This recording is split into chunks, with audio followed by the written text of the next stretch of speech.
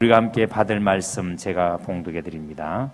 오늘 말씀은 누가복음 22장 7절에서 23절에 있는 말씀입니다. 누가복음 22장 7절에서 23절까지의 말씀, 신약성경 134면입니다. 다 찾으신 줄 알고 제가 봉독에 올리겠습니다. 유월절 양을 잡아 무교절 날이 이른지라 예수께서 베드로와 요한을 보내시며 이르시되 가서 우리를 위하여 유월절을 준비하여 우리로 먹게 하라. 여짜오되 어디서 준비하기를 원하시나이까? 이르시되 보라, 너희가 성내로 들어가면 물 한 동이를 이고 가지고 가는 사람을 만나느니 그가 들어가는 집으로 따라 들어가서 그 집 주인에게 이르되 선생님이 네게 하는 말씀이 내가 내 제자들과 함께 유월절을 먹을 객실이 어디 있느냐 하시더라 하라. 그리하면 그가 자리를 마련한 큰 다락방을 보이리니 거기서 준비하라 하시니 그들이 나가 그 하신 말씀대로 만나 유월절을 준비하니라. 때가 이름에 예수께서 사도들과 앉아서 이르시되 내가 고난을 받기 전에 너희와 함께 이 유월절 먹기를 원하고 원하였노라. 내가 너희에게로는 이 유월절이 하나님의 나라에 이루기까지 다시 먹지 아니하리라 하시고 이에 잔을 받아사 감사기도 하시고 이르시되 이것을 갖다가 너희끼리 나누라. 내가 너희에게로는 내가 이제부터 하나님의 나라가 임할 때까지 포도나무에서 난 것을 다시 마시지 아니하리라 하시고 또 떡을 가져 감사기도 하시고 떼어 그들에게 주시며 이르시되 이것은 너희를 위하여 주는 내 몸이라. 너희가 이를 행하여 나를 기념하라 하시고 저녁 먹은 후에 잔도 그와 같이 하여 이르시되 이 잔은 내 피로 세우는 새 언약이니 곧 너희를 위하여 붓는 것이라. 그러나 보라, 나를 파는 자의 손이 나와 함께 상위에 있도다. 인자는 이미 작정된 대로 가거니와 그를 파는 그 사람에게는 화가 있으리로다 하시니 그들 서로 묻되 우리 중에서 이 일을 행할 자가 누구일까 하더라. 아멘. 말씀에 큰 은혜 되시기 바랍니다. 이 시간 우리 할렐루야 생각에 대해서 어느 때나 라는 제목으로 하나님께 찬양 드리겠습니다.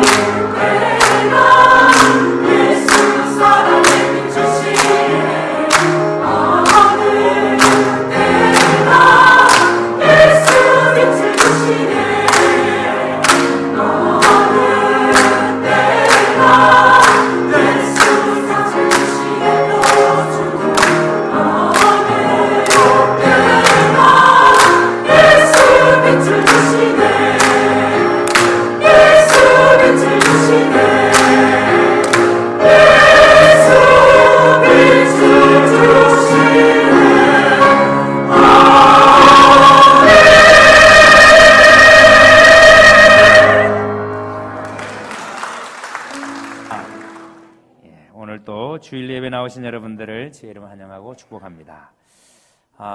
다음 주일이 종료주일입니다. 그리고 종료주일 다음 월요일부터 한 주간 고난주간이 이제 시작이 됩니다. 그리고 우리 교회는 고난주간에는 특별 새벽기도회가 또 진행이 됩니다. 그리고 종료주일 날 저희는 성례주일로 지키게 될 겁니다. 그리고 광고드린 것처럼 다음 주일은 일부 예배가 없이 우리 교원의 모든 성도들 한 자리에 모여서 예수님께서 기념하라 하신 떡과 잔의 예식에 우리가 함께 참여하고, 그래서 성찬을 통하여 우리는 주님의 그 몸을 찢으심과 피를 흘리심에 대해서 우리는 기념하게 될 것입니다. 그래서 오늘은 우리가 종료주일을 앞두고 또 부활주일을 맞이하면서 오늘 누가복음 22장의 말씀을 가지고 예수님께서 유월절에 어린 양으로 오신 그 예수님의 유월절에 대해서 함께 은혜를 좀 나누려고 합니다.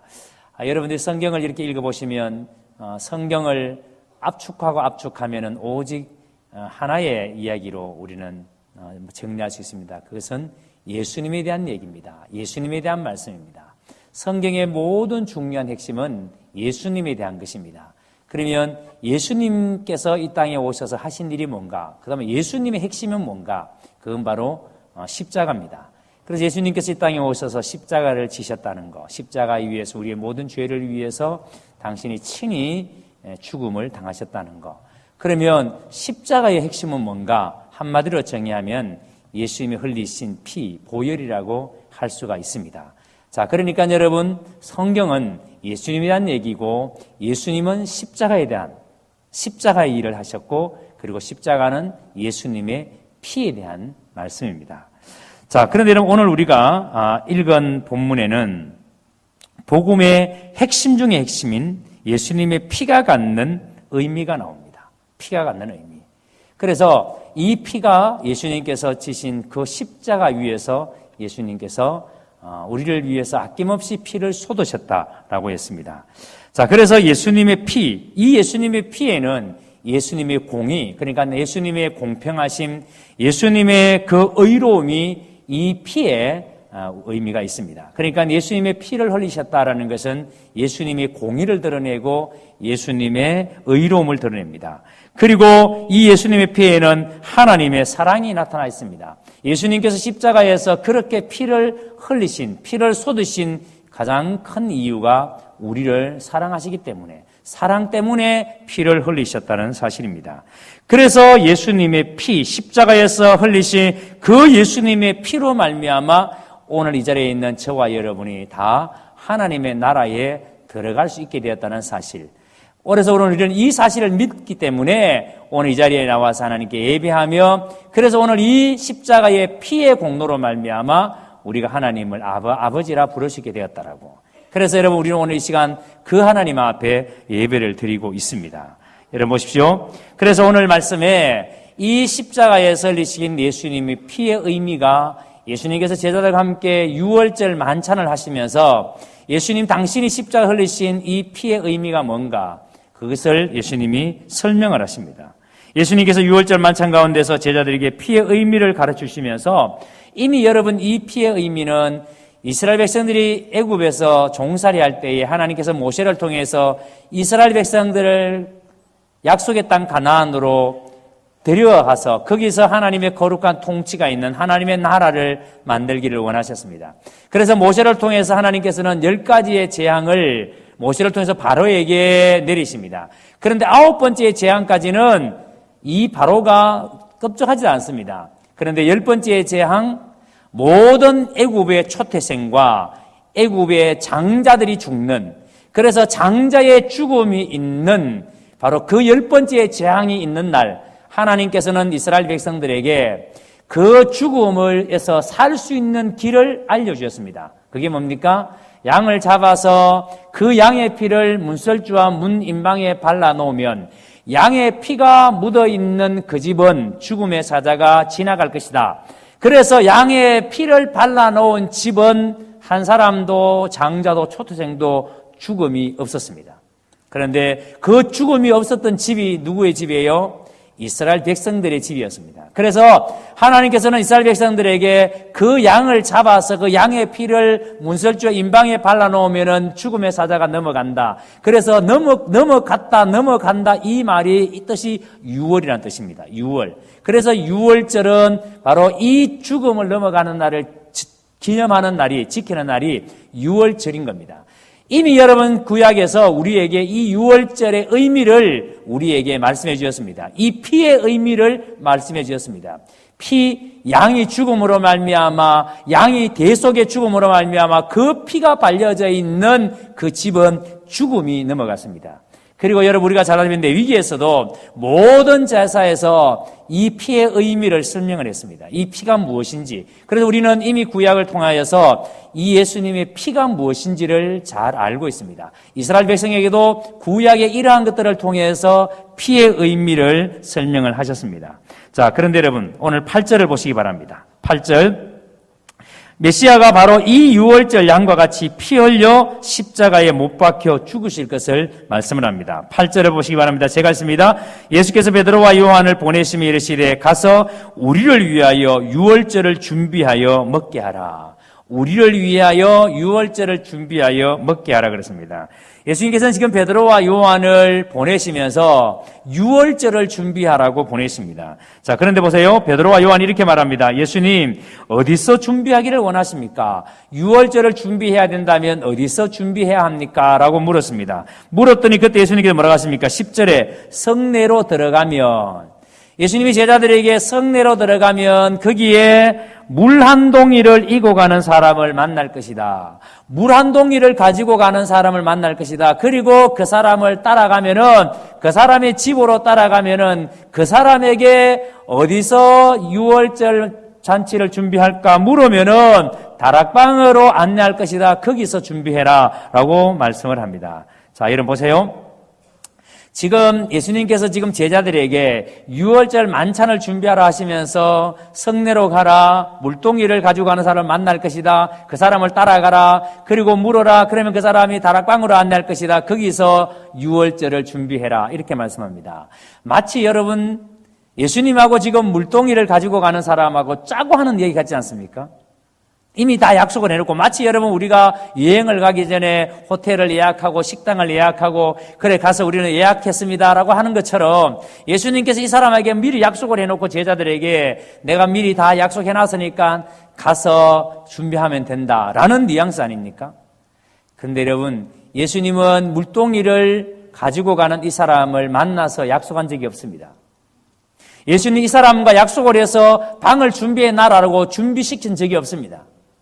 마치 여러분 예수님께서 이제 가나안에 예루살렘에 입성하기 위해서 예수님께서 제자들에게 나귀 한 마리를 가져오라 그럽니다. 그런데 가면은 나귀가 있다. 그런데 주인이 왜 가져가느냐 물으면 주님이 쓰신다고만 그래라 하면은 나귀를 내어줄 것이다. 그것도 마치 여러분 짜고 하는 것처럼 보이잖아요. 그런데 한 번도 예수님께서 나귀 주인에게 나귀 빌려달라 한 적도 없고 나귀 달라고 한 적도 없습니다. 그냥 주님이 쓰시겠다 하라 그랬습니다. 지금 여러분 이 다락방에서 가시는 것도 주님이 누구와 약속해서 가는 게 아니에요. 그냥 주님께서 말씀을 하십니다. 무슨 의미인지 아시겠습니까? 여러분 지금 예수님은 누가 물동이를 가지고 가는지 알고 계셨습니다. 어디에 객실이 있는지 예수님은 다 알고 계셨습니다. 마치 짠 것처럼 보이지만 짠 것이 아니라 예수님은 이 모든 것을 다 알고 계시는 분입니다. 무엇을 느끼십니까? 바로 예수님은 하나님이시라는 겁니다. 하나님은 전능하신 하나님, 무소부재하신 하나님, 모르는 것이 없으시는 예수님은 모든 것을 다 알고 계시는 하나님이십니다. 무슨 뜻이겠습니까? 그 예수님은 오늘 우리에 대해서도 모든 것을 다 아신다, 모르신다? 알고 계시는 분이시다. 여러분들이 지금 어떤 상황에 있는지, 왜 아파하는지, 왜 힘들어하는지, 왜 여러분들이 눈물 흘리는지, 무엇 때문에 그렇게 고통스러워하는지 우리 주님은 다 알고 계십니다. 여러분 우리 주님은 우리에 대해서 모르시는 게 아니에요. 주님은 우리의 머리털까지도 다 세신 바가 되신다 그랬습니다. 주님은 우리에 대해서 다 알고 계시는 분이십니다. 자, 그런데 그 우리에 대해서 알고 계시는 그분이 창조주 하나님이십니다. 전능하신 하나님이십니다. 우리의 능력이 되시는 분이십니다. 그런데 그 주님께서 지금 유월절 어린 양으로 십자가를 지시기 위해서 예수님 제자들에게 유월절 만찬을 준비하라고 보내시는 겁니다. 자, 15절을 보세요. 내가 고난을 받기 전에 너희와 함께 이 유월절 먹기를 원하고 원하였노라. 자, 잘 보세요. 지금 예수님께서 제자들과 유월절 최후의 만찬을 먹기를 뭐 했다고요? 원하고 원하였노라. 얼마나 예수님께서 이 제자들과 함께 유월절 만찬 먹기를 그렇게 고대했는가? 얼마나 간절히 고대했으면 원하고 원하였노라. 예수님께서는 유월절 만찬을 제자들과 함께 하기 위해서 그토록 간절하게 원했습니다. 여러분, 왜 예수님은 이렇게 원하고 원했을까요?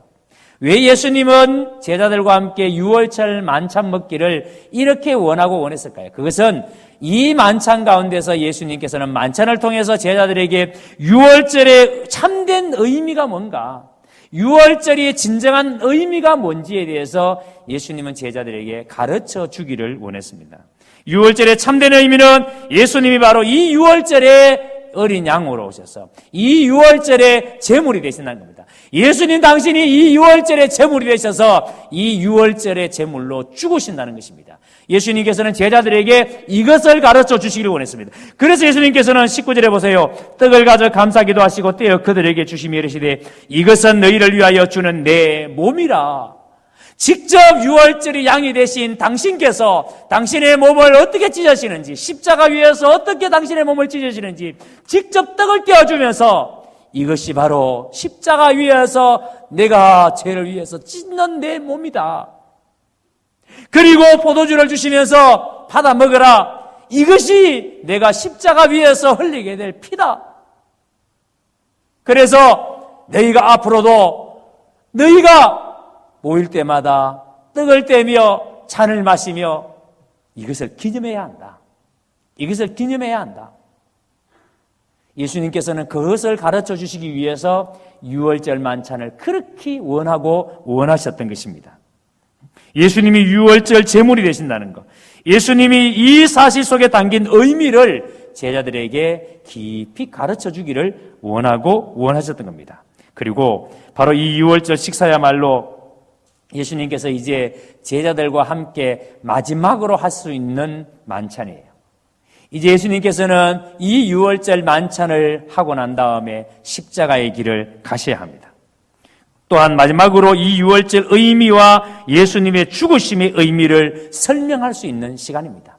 그래서 이 성만찬을 통하여서 직접 예수님께서 이 만찬 가운데 떡을 떼어주시면서 포도주를 나누어 주시면서 이 떡의 의미가 무엇인지, 이 포도주의 의미가 무엇인지를 예수님께서는 설명해 주십니다. 16절을 보세요. 자, 16절 제가 한번 읽어보겠습니다. 내가 너희에게 이르노니 이 유월절이 하나님의 나라에서 이루기까지 다시 먹지 아니하리라 하시고, 이 유월절이 하나님의 나라에서 이루기까지는 다시 먹지 아니하리라. 자, 여러분, 이 말씀을 세 번역에서 보니까 이렇게 번역을 해놔요. 우리 개역 성경에는 지금 여러분 보시는 대로 번역이 되어 있습니다만은 세 번역에서는 이렇게 번역했습니다. 내가 너희에게 말한다.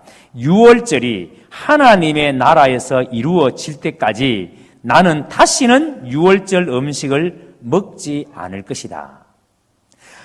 하나님의 나라에서 유월절이 이루어질 때까지, 이 유월절이 하나님의 나라에서 이루어질 때까지 다시는 유월절 음식을 먹지 않는다. 예수님 말씀하셨습니다. 자, 여러분, 이 유월절 만찬은 예수님이 이 땅에서 가지는 마지막 만찬입니다. 이제는 더 이상 예수님께서 제자들과 함께 먹을 수가 없습니다. 마지막 만찬입니다. 그런데 그 마지막 만찬을 가지기를 원하고 원했던 이 만찬을 왜 그렇게 간절하게 원했는가? 그것은 바로 이 만찬을 통해서 당신이 유월절의 제물이다. 내가 바로 유월절의 제물이다. 그것을 제자들에게 명확하게 똑똑하게 드러내시기를 원했다는 겁니다. 자, 그런데 여러분, 우리가 여기서 주목해서 봐야 될 게 있습니다. 이 유월절을 이야기하시면서 이 유월절이 미래에 완성될 하나님의 나라와 연결을 시키겠다는 거예요. 하나님의 나라에서 이루기까지는 다시 먹지 아니하리라. 이 유월절이 하나님의 나라에서 이루기까지 다시 먹지 않는다. 여러분, 이 유월절이 왜 하나님의 나라에서 이루어진다고 말할까요? 여러분, 이것은 예수님께서 지금 유월절에 제물로 죽으시는 것은 예수님께서 이 죽음으로 말미암아 예수님께서 유월절에 그 어린 양, 마치 여러분 구약의 제사를 지낼 때에 양을 잡아서 우리의 모든 죄를 그 양에게 전가해서 그래서 그 양을 하나님 앞에 제물로 태워서 올려드린 것처럼 예수님께서 유월절에 그 제물이 되셔서 예수님이 친히 우리의 죄를 위해서 십자가 위에서 죽으신다는 거예요. 제물로 죽으시는 거예요. 그래서 여러분, 이 유월절의 죽음은 여러분 우리의 죄를 위해서 죽으시는 겁니다. 그런데 예수님에게 이 유월절, 그 다음에 유월절, 그런데 유월절이 하나님의 나라에서 이루어질 때까지, 완성될 때까지는 내가 유월절의 음식을 먹지 않는다는 것은 이제 예수님께서 다시 부활하셔서 부활하심으로 말미암아 참여하는 유월절은 여러분 죽기 전의 유월절이 아니라 생명의 유월절이에요. 그러니까 여러분 예수님께서 십자가에서 죽으심으로 말미암아 완전하게 세상이 달라진다는 말이에요. 완전하게 세상이 달라지는 그게 뭐라고요? 그게 하나님의 나라라고. 예수님께서 십자가에 죽으심으로 말미암아 온 세상이 달라지는데 그 달라지는 나라가 하나님의 나라라는 겁니다. 예수님이 이 저주의 세상에서 유월절의 양으로 죽으시고 예수님께서 하나님의 나라에서 다시 부활하십니다. 예수님께서 다시 생명으로 부활하십니다. 예수님이 부활하신 그 나라가 완전히 예수님께서 죄를 위해서 죽으실 때 그 나라와는 완전히 다른 나라. 그래서 그 나라는 완전한 하나님의 통치, 완전한 하나님이 주인 되시는 나라, 그 나라가 하나님의 나라입니다. 자, 그런데 여러분, 바로 예수님께서 유월절에 양으로 죽으신 가장 큰 이유가 뭐냐면 바로 이 완전한 하나님의 나라, 하나님의 완전한 통치를 이루어내기 위해서, 그러기 위해서는 여러분 죄 가운데 있는 모든 사람들이 이 죄 문제가 해결되어지고 하나님의 거룩한 통치 아래 하나님의 말씀으로 제대로 먹혀들고 그래서 하나님의 말씀에 완전한 순종이 있는 나라, 하나님의 뜻이 온전히 이루어지는 그 나라, 그 나라를 위해서 예수님께서는 친히 유월절의 양이 되신 겁니다. 그래서 여러분 10절을 다시 보세요. 예수님께서는 잔을 가져서 감사히 기도하시고 포도주의 잔을 나누라 하셨습니다. 그 다음에 보세요. 하나님의 나라가 임할 때까지 포도에서 난 것을 마시지 아니하리라. 포도나무에서 난 것을 마시지 않는다. 여러분, 이 말은 이게 마지막이라는 겁니다. 내가 이제 지금 하고 있는 이 만찬이 마지막 만찬이다. 자, 그런데 여러분 여기 잘 보세요. 예수님은 지금 이 마지막 만찬을 하시면서 두 번이나 뭐라고 하는가 하면은 하나님의 나라에 대해서 말합니다. 하나님의 나라. 하나님의 나라를 이렇게 언급합니다. 마지막 만찬을 하시면서 예수님께서 하나님의 나라를 언급하시는 이유가 뭘까요? 이스라엘 백성들이 애굽에서 종살이 할 때에 하나님께서 그들을 불러내셨습니다. 그리고 약속의 땅 가나안에 들어가셨습니다. 그 가나안에서 하나님이 젖과 꿀이 흐르는 땅이다. 거기에 들어가서 거기서 모든 거짓과 어둠의 세력을 몰아내고 거기에 하나님의 다스림, 하나님이 주인 되는 나라, 하나님의 절대적인 주권이 온전히 세워진 그 나라. 그런데 여러분, 이스라엘 백성들이 약속의 땅 가나안에 들어갔는데 그 땅에 하나님께서 말씀하신 대로 젖과 꿀이 흘렀습니까? 정말 하나님의 통치가 온전히 이루어졌습니까? 여전히 이스라엘 백성들은 모든 가나안 원주민들을 다 진멸하라고 했는데도 불구하고 이스라엘 백성은 하나님의 말씀을 듣지 않았습니다. 그리고 진멸하지 않았습니다. 그리고 가나안 원주민들이 믿는 그 우상에 빠져들었습니다.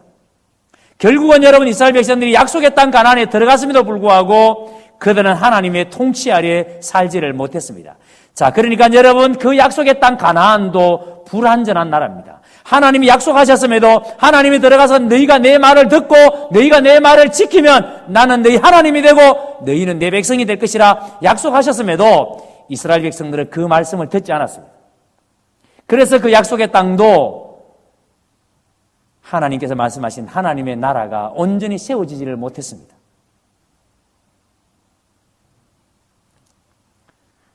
이스라엘은 그리고 애굽에서 나올 때에 모든 초태생들을 바로에게 다 죽는 그 마지막 10번째의 시험 속에서도 하나님께서는 그들이 살 수 있는 길, 양을 잡아서 양의 피를 문설주에 발라놓으면 그 문에 양의 피가 묻어있는 집은 죽음의 사자가 지나간다 라고 말씀했습니다. 자, 그런데 여러분, 그러니까 죽음이 이 애굽 가운데 몰려올 때에 이스라엘이 살 수 있는 길은 하나님의 말씀을 들으면서 하는 거예요. 하나님께서 양을 잡아서 그 피를 문설주와 임방에 발라놓으면 그 피가 묻어져 있는 집은 죽음의 사자가 지나갈 것이다. 말씀을 듣고 말씀대로 행하며 사는 거예요. 그래서 말씀을 듣고 말씀대로 행한 사람들은 그 집에 그 초태생도 장자도 죽지 않았습니다. 다 살아났습니다. 유월절은 바로 이것을 기념하는 절기가 유월절이에요. 분명히 그들은 죽음에서 해방을 받았습니다. 하지만 여러분, 이것도 완전한 해방이 아니라는 거예요. 이것도 여러분 모형이라는 겁니다. 구약의 제사가 다 모형이었듯이 지금 이 유월도 모형이라는 겁니다. 뭐의 모형입니까? 바로 예수님께서 오셔서 십자가에 당신이 친히 유월절 양이 되셔서 십자가에서 죽으시는 그것의 모형이라는 겁니다. 그래서 이스라엘 백성들은 분명히 살아났지만, 분명히 그들은 죽음에서 구원을 받았지만, 그래서 애굽에서 살아서 나왔지만 아직도 그들은 죽음이 그들에게서 찾아오고 저주와 가난과 질병이 그들을 찾아옵니다. 왜요? 완전한 것이 아니기 때문에, 모형이기 때문에. 자, 그래서 여러분, 완전한 이 유월절, 이 완전한 유월은 언제 오는가? 언제 이루어지는가? 바로 하나님의 나라에 들어갈 때. 우리가 하나님의 나라에 들어갈 때 완전한 유월이 이루어집니다. 진정한 구원은 우리가 하나님의 나라에 들어갈 때에 진정한 구원이 이루어집니다. 그래서 이스라엘 백성들에게 진정으로 하나님의 나라에 들어가야 유월절이 참듯이 이루어진다라고. 진짜 하나님의 나라에 들어가야 유월의 진정한 의미가 이루어진다고. 자, 그런데 여러분 보세요. 문제는 어떻게 하나님의 나라에 들어갈 수 있느냐는 겁니다. 하나님의 나라에 들어가야 진짜 유월절이 이루어지는데, 완성이 되는데, 그럼 어떻게 하나님의 나라에 들어갈 수 있는가? 바로 유월절 양으로 죽으시고 다시 사신 그리스도를 믿을 때, 그 예수를 믿을 때에 우리가 진정으로 하나님의 나라에 들어갈 수 있습니다. 아멘. 우리가 이 유월절 어린 양으로 오셔서 그 죽으신, 십자가 죽으신 예수를 믿을 때에 우리가 진짜 하나님의 나라에 들어갑니다. 자, 그런데 문제는 이들이 진정으로 하나님의 나라에 들어가고 싶어도 못 들어가도록 막는 것이 있습니다. 오늘 이 자리에 있는 저와 여러분이 진짜 하나님의 나라에 들어가고 싶은데, 그런데 못 들어가도록 막는 게 있습니다. 그게 뭘까요? 그게 바로 죄입니다. 그래서 이사야는 59장 2절에 오직 너희와 죄악이 너희와 너희 하나님 사이를 갈라놓았고 너희 죄가 그 얼굴을 가리어서 너희에게서 듣지 않으시게 함이니라. 왜 하나님과 우리 사이가 갈라졌다고요? 죄 때문에. 죄로 말미암아 하나님과 우리 사이가 갈라졌습니다. 죄로 말미암아 우리 하나님의 얼굴이 가려워져서 우리 하나님께로 나아가지를 못합니다. 여러분, 죄가 우리를 하나님의 나라에 들어가지 못하도록 죄가 우리를 가로막고 있습니다. 그래서 바울은 이 죄에 대해서 이야기하면서 로마 6장 23절에 죄의 삭선 뭐라고요? 사망이라. 죄의 삭선 사망이라. 자, 그러니까 여러분, 죄 문제는 반드시 죽어야만 해결되는 문제라는 거예요. 여러분, 이 죄 문제는 죽지 아니하고는 해결될 수 없는 문제라는 거예요. 이걸 믿으십니까? 죄 문제는 우리가 죽지 아니하고는 절대 해결될 수 없는 문제예요. 자, 그런데 더 큰 문제는 바울은 로마교회에 편지하면서 로마 6장 23절에 뭐라 그랬습니까? 3장 23절에 모든 사람이 죄를 범하였음에 하나님의 영광이 이르지 못하더니 모든 사람이 죄를 범하였음에. 자, 여러분, 바울은 지금 모든 사람이 다 뭐란 말이에요? 죄인이란 말이에요. 그렇다면 오늘 이 자리에 있는 우리도 죄인일까요? 죄인이 아닐까요? 우리 모두 죄인입니다. 이걸 인정하십니까? 인정을 대단히 안 하시는 것 같은 분위기가. 다시, 모든 사람이 죄를 범했대요. 이 모든 사람에 여러분들도 포함되십니까? 확실합니까? 자, 그러면 여러분들은 분명히 죄인이라고 고백했습니다. 그러면 분명히 성경은 우리에게 죄의 삭선 뭐라고요? 사망이래요. 근데 우리 모두는 뭐로 말미암아 죄 문제가 해결될 수 있습니까? 죽음으로 말미암아. 내가 죄를 지었으니까 이 죄의 문제가 해결되려면 내가 죽어야 해결됩니다. 내가 죽어야만이 이 죄가 어떻게든 해결이 돼요. 여러분, 이렇게 인간은 죄로 말미암아 원래 하나님이 창조하신 하나님의 형상을 가진 아름다운 인간의 삶은 다 잃어버렸습니다. 한번 여러분 상상을 해보세요. 에덴 동산의 모습을 한번 그려보세요. 범죄하기 전에 아담과 하와가 어떻게 살았는지. 우리는 이렇게 찬양을 합니다. 사막에 샘이 넘쳐 흐르리라. 어린 양과 누가 뛰논다고요? 사자들이 뛰논대요. 어린이가 어디에 손을 넣는데요? 독사굴에 손을 넣는데요. 그런데도요, 물지 않습니다. 어린 양과 사자들이 뛰어놀아도 사자가 어린 양을 잡아먹지도 않습니다. 완전한 평화, 하나님의 완전한 통치가 있는 나라, 그게 하나님의 나라예요. 그 하나님의 나라, 죄를 짓지 않았던 아담과 하와는 그 하나님의 나라에서 하나님 보시기에 심히 좋았더라. 하나님 보시기에 심히 좋은 삶을 살았습니다. 너무도 복되고 아름다운 삶을 살았습니다. 그런데 여러분, 아담과 하와가 뱀의 유혹으로, 사단의 유혹으로 죄를 범했을 때에 그는 부끄러워 숨기 시작했습니다. 그리고 에덴에서부터 하나님으로부터 추방을 당합니다. 죄를 지은 인간, 하나님으로부터 추방된 인간의 삶은 어떻게 됐습니까? 그때부터 얼마나 처절한지, 그때부터 얼마나 인생이라는 게 고통스러운지, 열심히 수고했는데도 불구하고 수고의 열매를 먹을 수가 없어요. 남자에게 내린 저주가 땀을 흘려 수고해야 그 소산물을 먹을 수 있는데 아무리 땀을 흘려 먹어도 소산물을 먹지 못하는 그런 불행함이 있습니다. 그게 죄의 결과들이에요. 그래서 여러분, 우리 인간은 하나님이 창조하신 그 하나님의 창조 형상을 잃어버린 인간은 헛된 영화를 구하며 이 세상에서 각자 자기의 속인에 옳은 대로 그렇게 살고 있습니다. 여러분, 이게 인간의 실존이에요. 지난주에 말씀을 드린 것처럼 예수님께서 이 바리새인들에게 말씀하실 때 바리새인들의 문제가 뭐라 그랬습니까?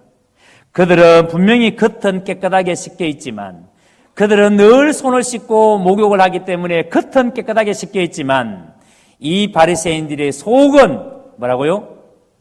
탐심과 악독이 가득하다고.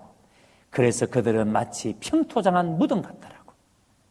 그게 여러분 오늘 하나님을 떠난 인간의 실존이에요.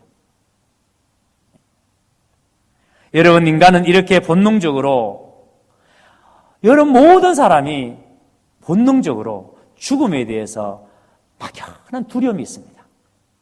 여러분들 아무렇지 않게 살다가도 병들어서 병원에 가서 당신 이제 얼마 못 삽니다. 그러면 그때부터 식음을 전폐하고 몇 날 며칠을 아마 여러분 울 거예요. 그러다가 살아야지. 내가 살아야지. 그래서 병원에 가서 의사가 시키는 대로 살아보려고 몸부림칩니다. 왜요? 죽음에 대한 두려움이 있으니까. 죽음에 대한 두려움이 있으니까.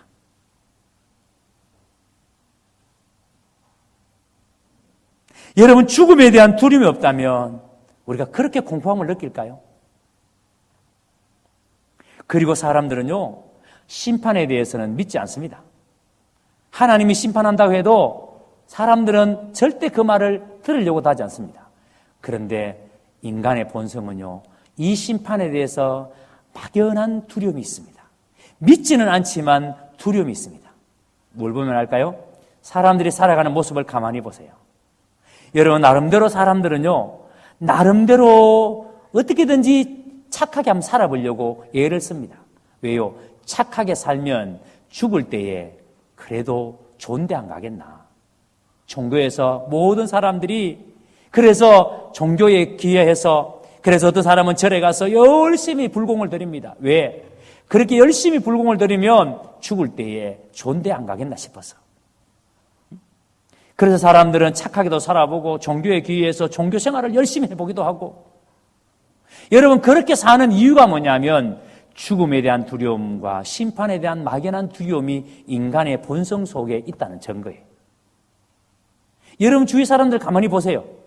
함부로 사는 것 같아도 다 죽음에 대한 두려움이 있고, 이렇게 살면 벌 받는데, 이렇게 살면 죽어서 내가 어떻게 될까? 막연한 두려움들을 가지고 살고 있습니다.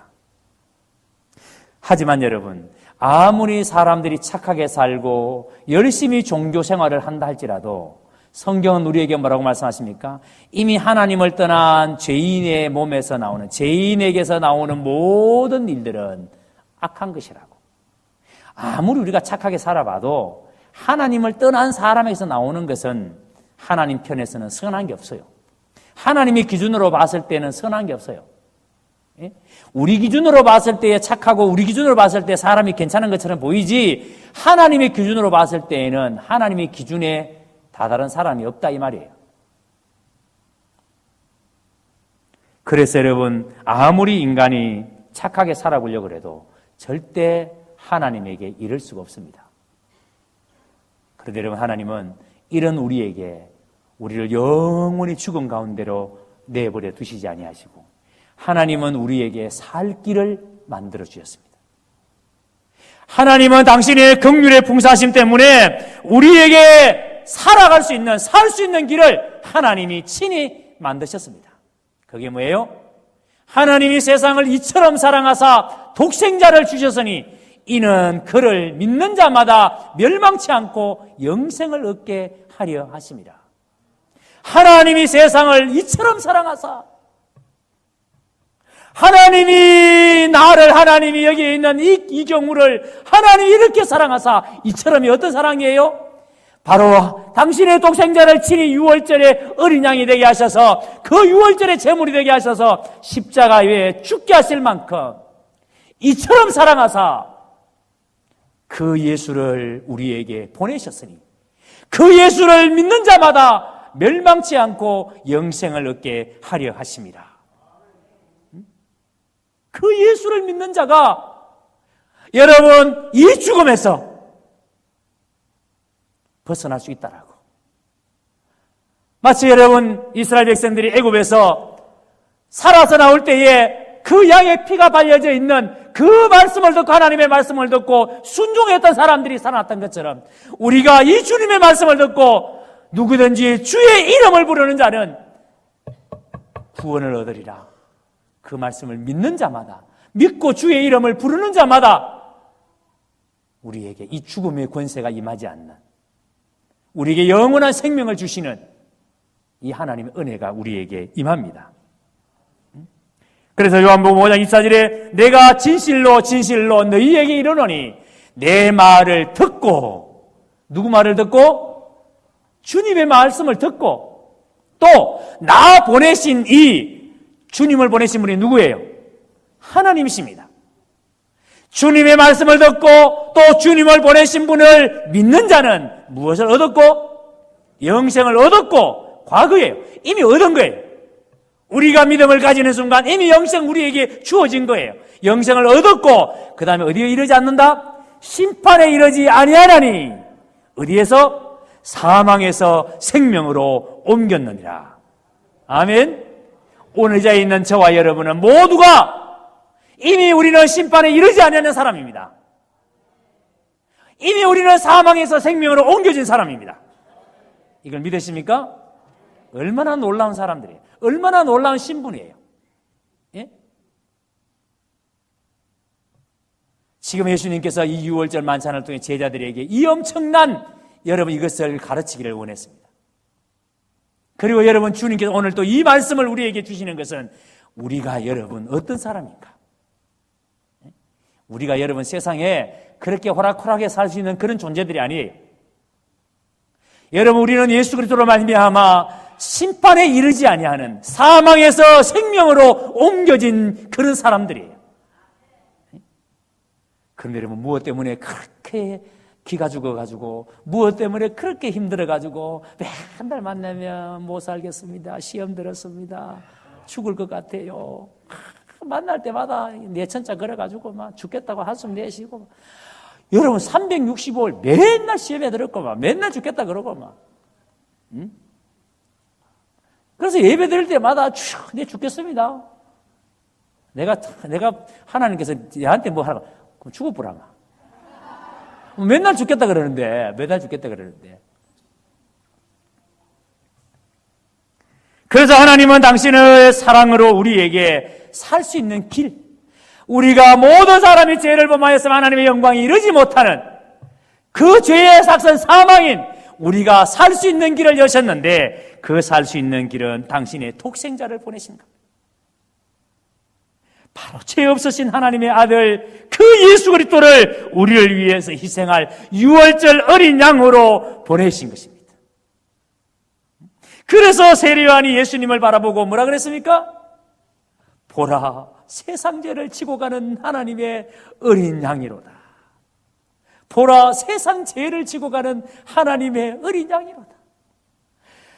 당신이 하나님께서 당신의 독생자를 바로 유월절 어린 양 그 제물로 보내셨습니다. 그리고 세례요한은 그것을 알아봤습니다. 보라, 세상 죄를 지고 가는 하나님의 어린 양이로다. 예수님은 하나님의 어린 양으로 오셨습니다. 이스라엘 백성은 유월절 날 양을 잡아서 그 피는 문설주에 발라야 하고 고기는 다 밤에 구워서 먹어야 합니다. 그리고 남은 것은 다 불에 태워야 합니다. 어린 양은 철저하게 희생을 당합니다. 어린 양은 처절하게 죽음을 맞이해야 합니다. 어린 양은 철저하게 자기가 죽어야 합니다. 가죽이 벗겨져야 하고 그 고기는 각도해져야 하고 그 고기는 불에 태워져야 합니다. 철저하게 어린 양은 희생을 당해야 합니다. 그래서 예수님께서는 우리의 죄를 지고 가시기 위해서 오셔서 당신이 어린 양이 되셔서 십자가 위에서 유월절 어린 양처럼 완전한 희생을 이루셨습니다. 예수님은 십자가 위에서 무리들에 의해서, 군병들에 의해서 침뱉음을 당하시고 매를 맞으시고 창에 찔리시고 머리에는 가시면류관, 손에는 굵은 못이 박혔습니다. 채찍에 맞은 예수님의 몸은 피로 물들었습니다. 얼마나 고통스럽고 얼마나 힘들었으며, 그래서 얼마나 하나님으로부터 버림받은 그 고통이 컸으면 엘리 엘리 나박 사막다니, 나의 하나님 어찌하여 나를 버리십니까? 어찌하여 나를 버리십니까? 처절하게 외치셨던 주님의 십자가, 어린 양으로 처절하게 주님은 희생을 당하셨습니다. 그리고 그 희생의 끝에 다 이루었다, 다 이루었다 하시고 운명하시니 하늘이 구름으로, 먹구름으로 가득 찹니다. 땅이 흔들려 지진이 일어나 땅이 갈라집니다. 백부장이 이렇게 말합니다. 이는 정말 하나님의 아들이시다. 그는 유월절 어린 양으로 처절하게 희생을 당하셨습니다. 바로 여러분, 이 예수님이 처절한 희생으로 말미암아 우리 예수님께서 살과 피를 온전히 내어주심으로 말미암아 이 예수님의 희생을 통해서 오늘 우리에게 나음을 입었습니다. 그래서 예수님의 죽으심으로 말미암아 오늘 우리가 죽어야 될 그 죽음을 대신 죽으심으로 말미암아 내가 살아났고, 예수님이 대신 고통을 당하심으로 말미암아 내가 당해야 될 그 아픔과 고통을 대신 당하심으로 말미암아 우리에게 고통이 사라졌습니다. 가난이 사라지고 질병이 사라졌습니다. 예수님의 십자가에 죽으심으로 말미암아, 희생으로 말미암아, 유월절 어린 양으로 죽으심으로 말미암아, 여러분, 그래서 오늘 이 자리에 있는 우리가 예수 그리스도의 자녀가 된 그 신분, 그게 여러분 오늘 우리 존재예요. 예? 그래서 여러분들의 그 가치를 무엇으로 비교할 수 있겠습니까? 여러분 한 사람 한 사람의 그 가치를 어디에다가 비유할 수 있겠어요? 좋은 옷을 입고 있다고 그 사람의 가치가 있어 보이고, 좋은 차를 타고 다닌다고 그 사람의 가치가 더 있어 보이는 것이 아니라 우리는 예수 그리스도의 그 십자가의 희생으로 그 피값으로 우리가 생명을 얻은 사람들이기 때문에 우리는 예수님의 피값으로 나음을 입은 사람이기 때문에 우리는 이 세상의 그 무엇으로도 여러분 비교할 수 없는 이 세상의 그 어떤 것으로도 비교 대상이 될 수가 없는 그 존재가 예수 믿는 사람이에요. 한번 옆 사람을 쳐다보세요. 진짜 그래 보이는지. 예? 그건 진짜 그래 보이세요? 아유, 이거 뭐 때리지도 못하겠고, 이거 뭐 미워 죽겠는데, 아유, 미워 죽겠어. 그래 보이세요? 여러분, 예수 믿는 사람의 존재가 그런 존재예요. 그래서 너희가 서로 사랑하라. 너희가 정말 사랑해야 된다. 그리하면 세상이 너희가 내 제자인 줄을 알 것이다.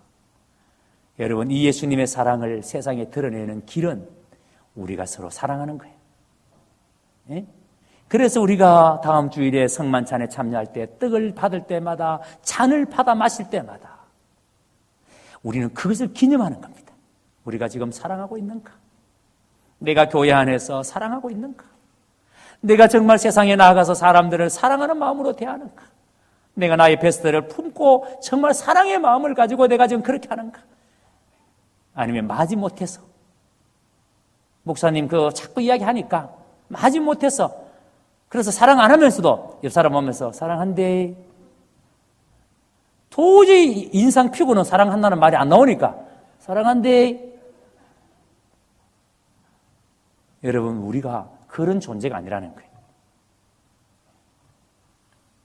그 피로 인류의 죄값을 온전히 치르셨습니다. 우리는 그 예수님의 피값으로 나음을 입은 사람들입니다. 우리가 그 예수님을 믿기만 하면 구원을 받는 사람입니다. 그래서 오늘 우리는 이 자리에 있는 우리는 다 그 예수의 피값을, 그래서 그 예수님을 믿음으로 말미암아 우리가 구원을 받은 사람들입니다. 사랑하는 성도 여러분, 이제 우리는 다음 주일 종료주일을 맞이하고 고난주간에 우리는 또 한 주간 고난주간 특세로 하나님께 나아갈 것입니다. 어쩌면 여러분, 우리는 또다시 매년 맞는 고난주간, 매년 맞는 종료주일, 매년 맞는 부활주를 또 맞이할지 모르겠습니다. 제발 올해는 우리가 그렇게 맞이하지 않았으면 좋겠습니다. 제발 올해의 종료주일은 그렇게 하지 않았으면 좋겠습니다. 제발 올해의 성례주일, 여러분이 성찬에 참여할 때 올해에는 그 떡을 받을 때에 나를 기념하라 하신 그 주님을 깊이 묵상하십니다. 이번 한 주간 동안 주님을 깊이 묵상하고 떡을 받을 때에 여러분, 저는 이것이 천주교에서는 이 성찬에 대해서 교단마다 이렇게 성찬을 해석하는 게 다릅니다. 천주교에서는 화채설이라 그래가지고 떡을 받을 때에 이 떡을 받아서 내가 떡을 먹는 순간에 이 떡이 진짜 주님의 몸이 된다라고 말하는 게 화채설이에요. 내가 포도주를 받아서 포도주를 먹을 때에 그 포도주가 진짜 예수님의 피가 된다라고 믿는 게 화채설이에요. 그 다음에 영적 공제설, 영적 임재설이라는 게 있습니다. 영적 임재설. 우리가 떡을 대할 때에 성령으로, 영으로 이 떡에 주님이 임하신다는 거예요. 영으로. 그 다음에 기념설이 있습니다. 기념설. 말 그대로 여기에 영적으로 임하는 것도, 그 다음에 이것이 떡이 진짜 주님의 몸으로 피로 변하는 것도 아니고, 우리가 이것을 떡을 대할 때에 예수님께서 십자가에서 살을 찢으신 그것을 우리가 기억하고 기념하는 거예요. 다시 우리가 묵상하고 생각하는 거예요. 왜 예수님께서 그런 아픔을 당하셨는가? 왜 죽으셨는가? 그 포도주를 마실 때마다 그 십자가를 내신 그 피를 생각하는 거예요. 그래서 내가 거기에 합당한 삶을 살고 있는가를 생각해내는 거. 그래서 우리 개혁주의 신앙은 영적 공제설도 아니고 화채설도 아니고 기념설을 믿습니다. 기념설. 왜요? 예수님이 기념하라 하셨기 때문에. 개혁주의교회에서는 김현세를 믿습니다. 그럼 우리가 다음 주일날 성찬에 참여하는 모든 성도들은 어떻게 참여해야 돼요? 떡을 받을 때 이 떡이 진짜 예수님의 몸으로 변하는 게 아니에요. 이 떡을 대할 때에 주님이 왜 이렇게 살을 찢으셨는가? 내 죄 때문에 나를 살리기 위해서. 그러면 나는 그 죄로 말미암아 나음을 입었는데 나는 지금 어떻게 살고 있는가? 그거 생각해 봐야죠. 이번 한 주간 동안 깊이 묵상하고 성례에 여러분 참여하시기를 주의 이름으로 축복합니다.